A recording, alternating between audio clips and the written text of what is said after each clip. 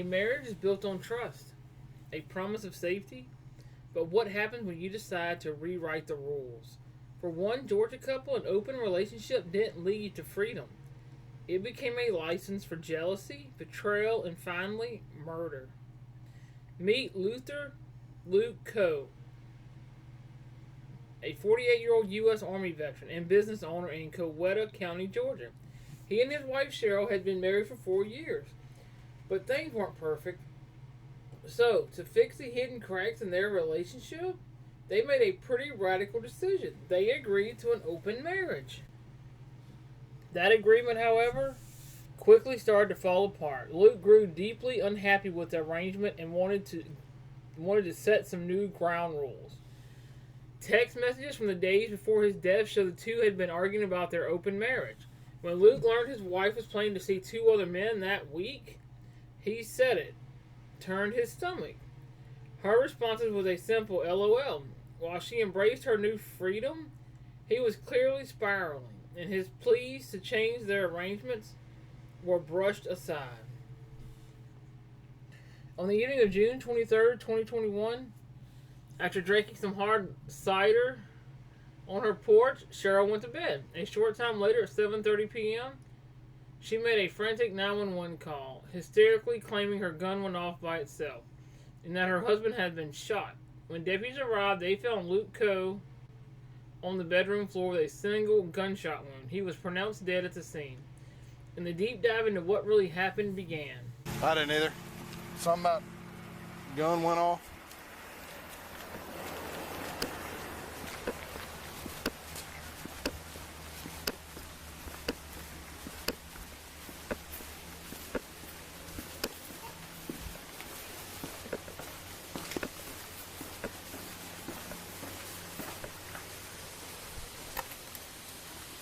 Clear back here.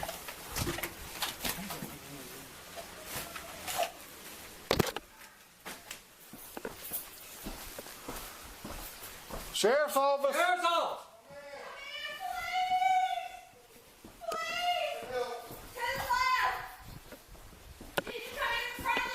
We're here. We're in the master bedroom. All right. Okay, the officer's here. 18291, I need EMS 1018. Please don't hurry. He needs adjusted. You got a crime scene log. Negative. What about Yeah, tape? they are. Negative. He needs adjusted in his left lung.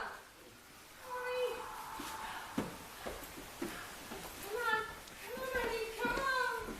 Come on, you can do it. Keep breathing. Keep breathing. Keep breathing. Slow. The bullet's lodged in his lung. Alright. Give me a chest seal. More like He's having a hard time breathing already. Tell me your ears. It didn't go through and through. It just went in. Caliber is it? Huh? 9 millimeters. Over there. I ain't worried about it. I just want to know what size hole. Yep. I'm going to roll over, okay? All right, ma'am. Let's get her out. This way, ma'am. Let me roll. Ma'am. All right. Come on. Well, we're going to go in here and sit down, okay? Yep. Oh, God. We're going to go in here and sit down, okay? Hey, buddy. Hey. Please. Please, God. Please. Hey, man, come out here. Okay, listen. If you can do me a favor, if you just have a seat right here for me.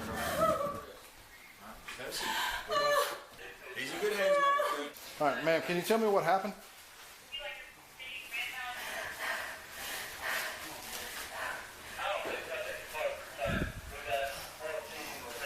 He was out in the shop. He's been in the shop since I got home. Okay. I had 5 angry orchards sitting out on the back porch by myself. Okay. I went to bed. I took my medicine before I went to bed. He came in yelling, and I grabbed the gun off from the nightstand and started shooting because I was scared. You're scared of him? And no, I didn't know who it was. Okay. I didn't know who had come in. I just knew somebody had come in the house yelling Come in the really house hard, doors open. Oh my God.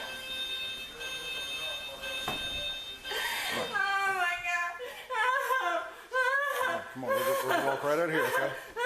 Come on, We're gonna walk right out here. all right. This seat right here, okay? You want to have a seat right there. So she had about 5 or 6 beers sitting on the back porch. He was out in the shop. She had taken her medicine and laid down.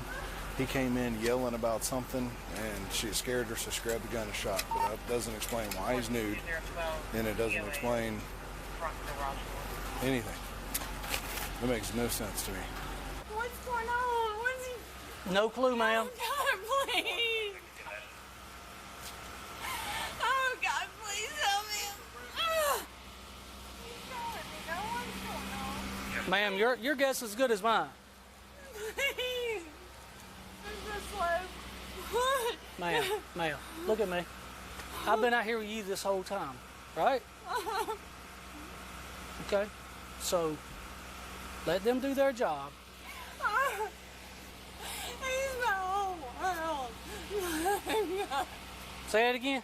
I said he's my whole world. Why are they all out here? I'm here with you. Hold on. Hey. Come in with me. No, we can't go in. We can't go in. Why the hell We are cannot you? go in.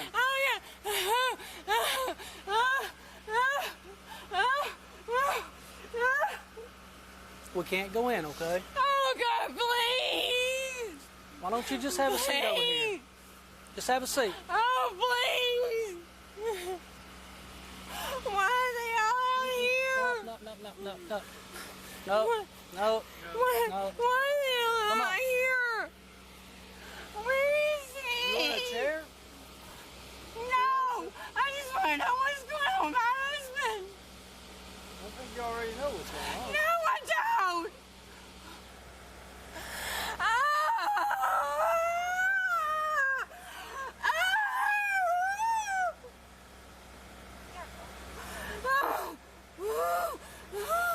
Why hasn't he come out here yet? Why haven't Well, they if come you out don't, here with if you don't sit down, we're going to have to sit you in a car since you're not listening. Okay? We don't want to do that, so you need to chill out here. Okay?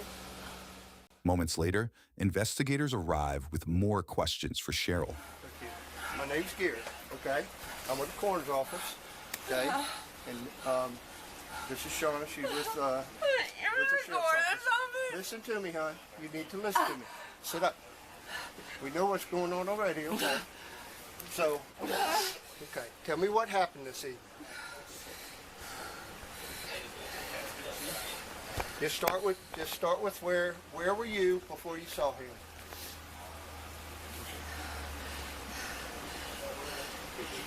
I came home from work. Uh-huh. He was out in the shop. His son was here. They were out working on his panhead. And then what happened? He and I have not really talked since yesterday. Were y'all fighting? We had a disagreement. Okay. He came home while I was on the porch yesterday, took his bike and loaded off and went away. And he didn't come home till sometime after midnight. I don't know when. Last night? And I had my gun on the nightstand because I was here by myself. Both the kids have moved out, and I'm here by myself. And I don't even know if we have a key to these doors. He doesn't believe in locking doors. And You don't keep this door locked at all? no, not at all. He said he doesn't believe in it. So I don't even know where the keys are. I don't even know if we have a key to the Okay. house. So we were going to talk tonight. But he stayed out in the What were y'all shop. disagreeing about? We were disagreeing about something yesterday that had occurred, that has occurred before. What? So was somebody else? Somebody else involved?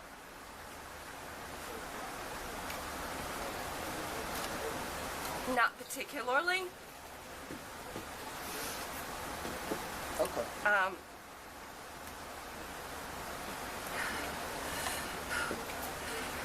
So we hadn't talked. We didn't Alright. talk he was asleep this morning when I left for work.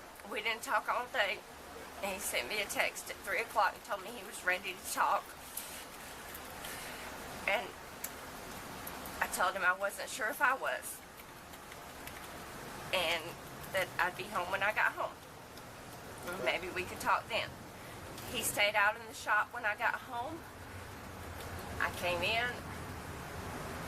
I drank several Angry Orchards. What time did you come in? Okay. At about 5:30. Okay. I didn't see I him. got you. I didn't see him when I got home. Okay. I heard him and the music playing out there. I got you. And his son was here. And his son came in and came to the garage and asked me to put the wild turkey back in the freezer because he had asked for a shot and couldn't find the glass. So I put the wild turkey back in the freezer. I put the groceries up. I went out and I got an Angry Orchard and I sat on the back porch. I always sit on the back porch every day and have a few beers. I have a few Captain Morgan's and Dr. Pepper, or Angry Orchard is what I had tonight. I had those. He was still out in the shop. I decided I needed to go to bed because I have to open tomorrow. And I went in and I took my medicine. He was still out here. I fell asleep. And then I heard somebody come in the door yelling, and I just reached over on my nightstand and grabbed my gun because that was the only thing I needed to do. So you grabbed your gun, and then what? I shot twice. And I figured out it was him after I shot him, and he told me I had shot him. Did you see him? The bedroom door was, no, the bedroom door was closed. I have blackout curtains on the windows. No, no. Was the TV still on at that The point? TV was still on, but I couldn't, all the doors were closed. Was there anybody else here? No. At that time, are you sure there's nobody else No. here besides the two Where of was you? It was your just son? the two of us. His son had left a while back. I heard his truck leave, but I was still out on the back porch, and he was still up in the shop. When y'all were having a disagreement, did it get physical? No, it was all by text message. We never even saw each other.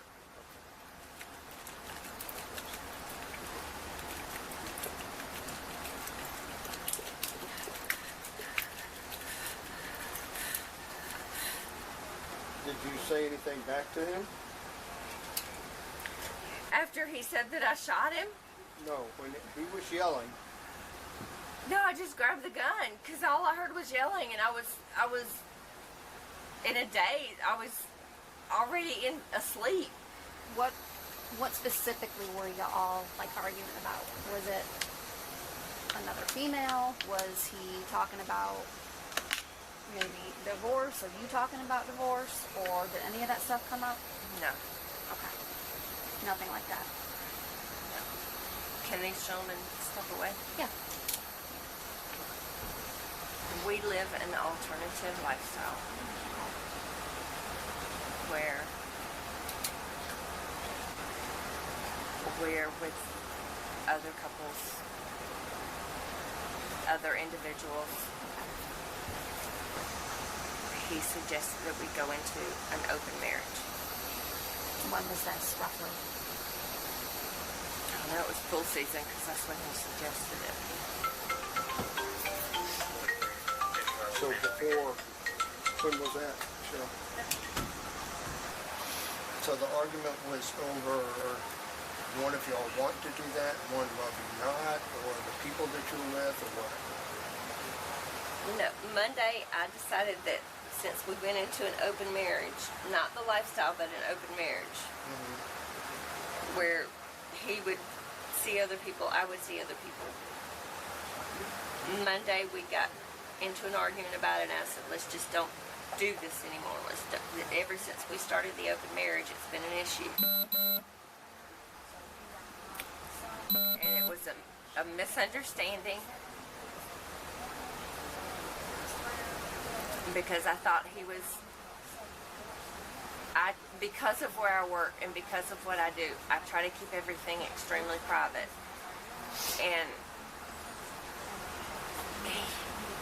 he has misspoken numerous times about the life that we live to people that he doesn't need to talk to about it.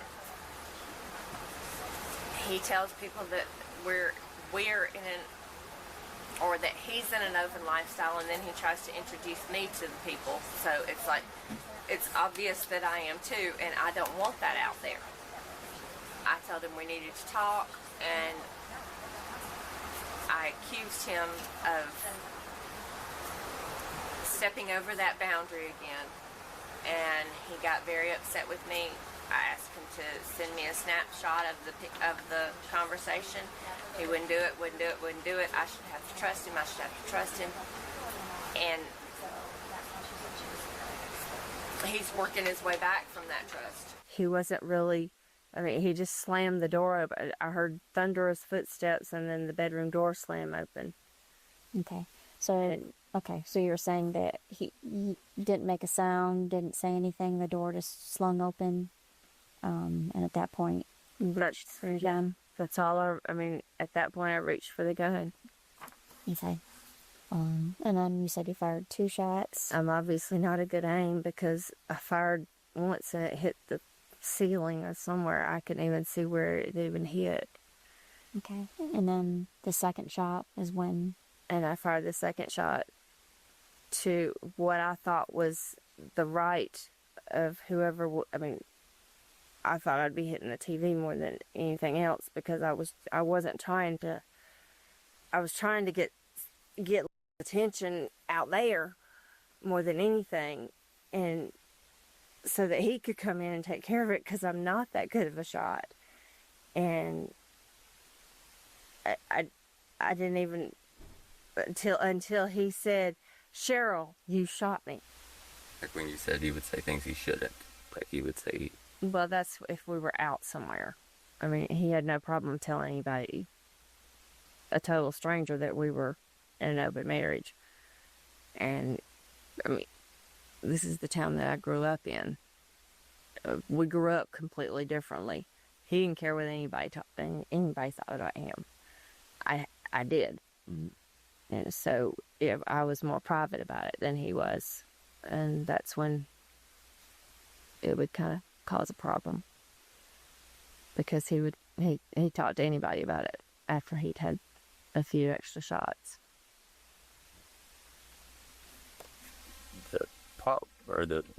What I'm trying to understand is you describe someone opening the door, and when you first spoke to Detective Wade, so they flung the door open and was yelling.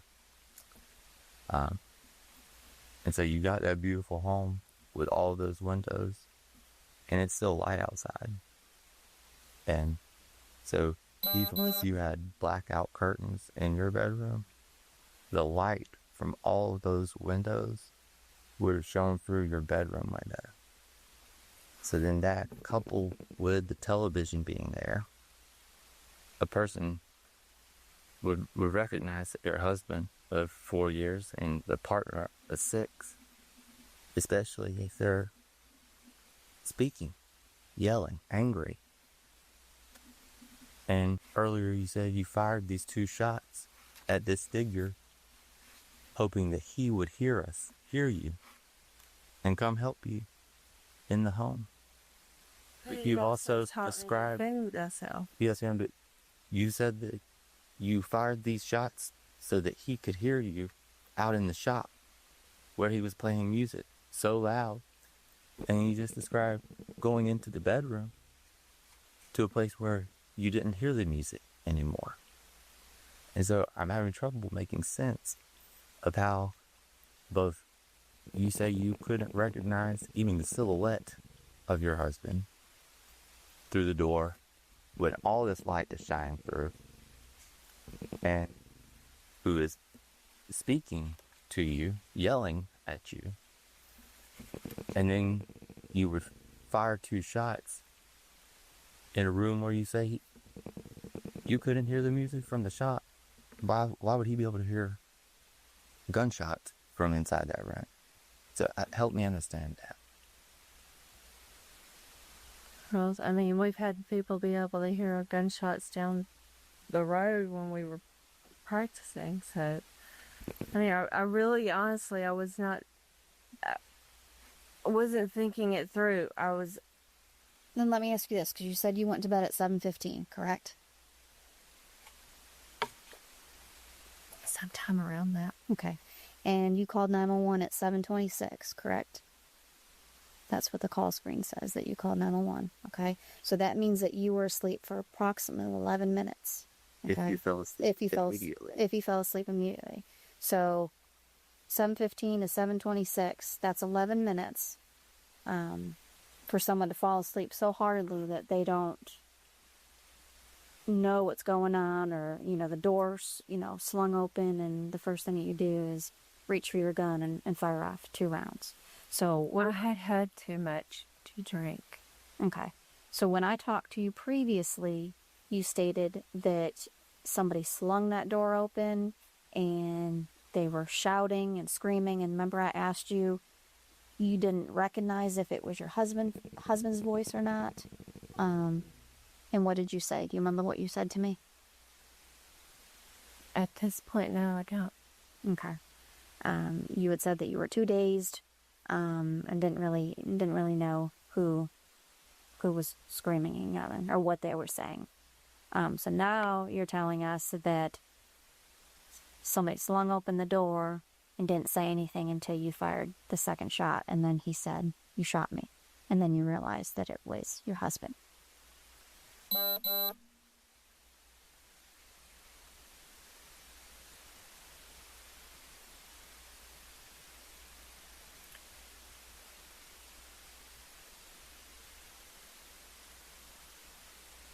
So we're just trying to make sense of all of this. Right. And listen, if you all got into an argument or there was something that happened prior to you shooting, let us know. Tell me now so that we can help. He came in, he swung the door open, and he was yelling at me. Okay, when you say who's who? Like, Okay. he was yelling and throwing things and grabbed the whole of me and told me if I wasn't going to talk to him that I had to go sleep in the other room, and he was pulling me out of the bed, and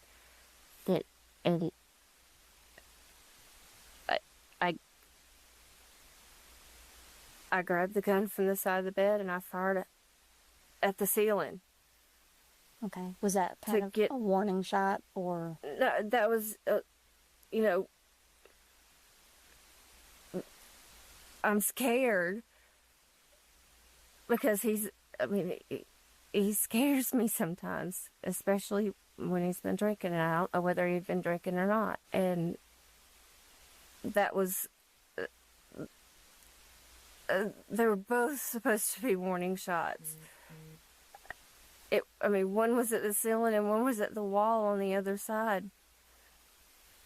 I wasn't trying to hit him. Right. So when you fired the first shot that went over his head, was he trying to leave the room, or what was he doing at that point in time when you had fired that shot? He was going after something. And I don't know what he was going after. Did he say anything to you? He was mad, and he was screaming and yelling at me and telling me to get my ass out of that bed and go sleep in the other bed if I wasn't going to talk to it, if I wasn't going to get up and talk. At that point, I wasn't where I could get up and talk. I'd gotten past that point. And I just wanted to be left alone, and he wasn't having it, and he was dragging me out of the bed.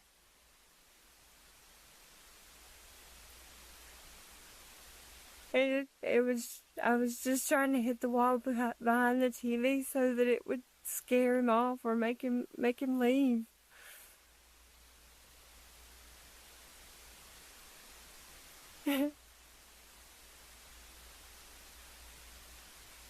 He's my best friend. He's all I have up here.